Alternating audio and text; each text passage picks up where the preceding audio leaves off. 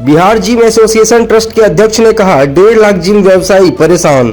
बिहार के gym association trust के अध्यक्ष विकास कुमार ने सरकार से बगैर सोचे समझे फैसला नहीं लेने की अपील की। उन्होंने सरकार पर जिम व्यवसाय से जुड़े लोगों की अनदेखी का आरोप लगाया। पूर्णिया में प्रेस वार्ता के दौरान उन्होंने इन बातों का उल्लेख किया। उन्होंने कहा कि क्या जिम को बंद कर देने से कोरोना के केस कम हो गए?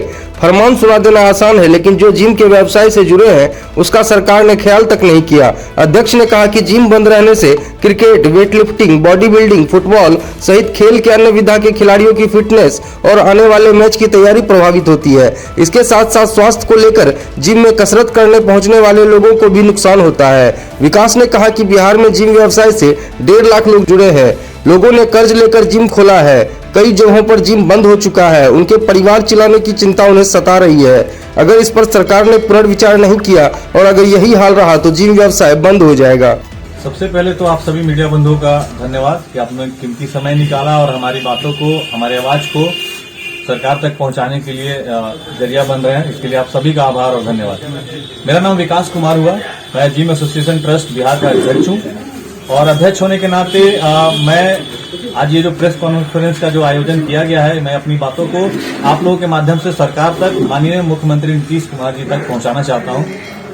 प्रेस वार्ता का जो मुख्य आयोजन है, उसका जो मुख्य बिंदु है वो यह है कि पूरे बिहार में जब कोरोना का गाइडलाइन निकाला गया और क्राइसिस मैनेजमेंट के द्वारा कुछ कुछ चीजों पर बंदिशें लगाई गई, तो जिम को सबसे पहले बंद करने का आदेश दिया गया और ये पिछले 2 साल से लगातार हो रहा है। सबसे पहले बंद कर दिया जाता है और सबसे बाद में खोला जाता है।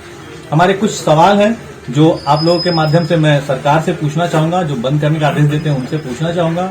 ये जो बंदी का आदेश निकाला जाता है, क्या कभी सोचा जाता है कि बंद करने के बाद जो भी किसी का भी व्यवसाय और किसी के भी जो जीवन यापन का जरिया है उस पर रोक लगा देने के बाद उनकी जिंदगी पे क्या गुजरती है? इसके बारे में सोचने वाला आखिर कौन है? कई ऐसे लोग हैं जो लोन लेकर अपना जिम चलाते हैं। जिम का ऊपर बहुत सारा कर्ज होता है, रेंट का, घर चलाने का, बाकी सारी चीजों का। इस 2 सालों में ऐसी हालत हो गई है कि कई ऐसे जिम जिले में और जिले के आसपास के क्षेत्रों में बंद हो चुके हैं, दिवालिया हो चुके हैं और कई ऐसे लोग हैं जो कर्ज में डूबे हुए हैं और उनके पास कोई ऐसा जरिया नहीं है दूसरा कि उस कर्ज से उबर सके।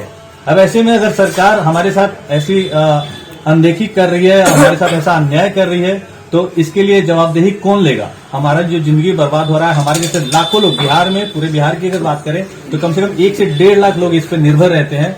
उनके साथ जो भी दुर्व्यवहार की स्थिति है, जो उनके साथ दयनीय स्थिति है, उसकी जिम्मेदारी कौन लेगा? तो ये सारी बातें मैं रखना चाहता हूं और मैं ये सवाल बार बार करना चाहूंगा कि अगर बंद करने का आदेश निकाला गया, जैसे बात करें जाए जिम को बंद करने का, सिनेमा हॉल को बंद करने का, मॉल को बंद करने का, पूरे बिहार का तो आदेश निकाल दिया जाता है। लेकिन अगर जिले वाइज इसको बांट कर देखा जाए तो मैं आज भी पूर्णिया आया हूं और यहाँ मैंने पता किया कि पूर्णिया में मॉल कितना है, तो मॉल एक भी नहीं है। पूर्णिया में सिनेमा हॉल कितना है, तो मात्र 2 सिनेमा हॉल है। पूर्णिया में जिम कितना है, तो 10 जिम है।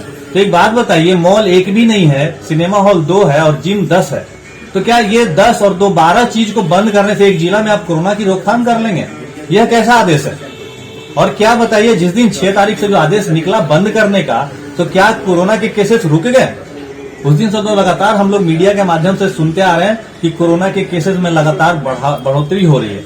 तो आखिर कहीं ना कहीं शायद ये जो फैसला लिया जाता है, ये बिना सोचे समझे, बिना सूझबूझ के ले लिया जाता है। क्योंकि अगर सही फैसला होता, अगर कोरोना की रोकथाम के लिए फैसला लिया गया होता, तो कोरोना के केसेस रुकने चाहिए थे ना, बढ़ने कैसे लगे?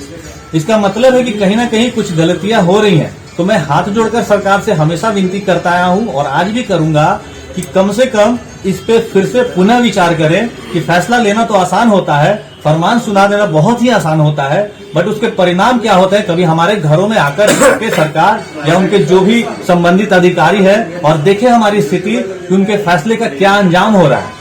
कि आज हमें आप लोगों के माध्यम से अपनी बातों को पहुंचाना पड़ रहा है, अपनी दर्द को पहुंचाना पड़ रहा है। और अगर स्थिति ऐसी बनी रही, अगर सरकार ने जल्द ही हमारे लिए भी कुछ पॉजिटिव फैसला नहीं सुनाया, तो बहुत ऐसे लोग हैं जो शायद अपनी लाइफ में गलत स्टेप ले सकते हैं। और ये मैं अंदर की बात बता रहा हूँ आपको। हंसता हुआ चेहरा, मुस्कुराता हुआ चेहरा दिखता होगा आपको समाज में, बट अंदर ही अंदर हालत इतनी खराब है कि शायद डिप्रेशन में आके, परेशानियों को झेलने की जो उनकी क्षमता खत्म हो चुकी है, उस परेशानी में आके कुछ ऐसे लोग, अभी न्यूज आने लगेगा शायद बाद में, कि कुछ ऐसे लोग इतना गलत फैसला ना ले कि शायद उनकी जिंदगी तक समाप्त हो जाए। तो माननीय जो भी है, मुख्यमंत्री हो, संबंधित अधिकारी हो, उन तक मेरी बातों को आप लोग के जरिए पहुंचाना चाहता हूं कि इस पे फैसला करें और हमारे जिम को कड़ी से कड़ी गाइडलाइन जो भी हो, हफ्ता में 4 दिन अलाउ करे, 20%, 50% जो भी परसेंट के साथ हमें अलाउ करे और हमें भी अपना बिजनेस करने का अलाउ करे।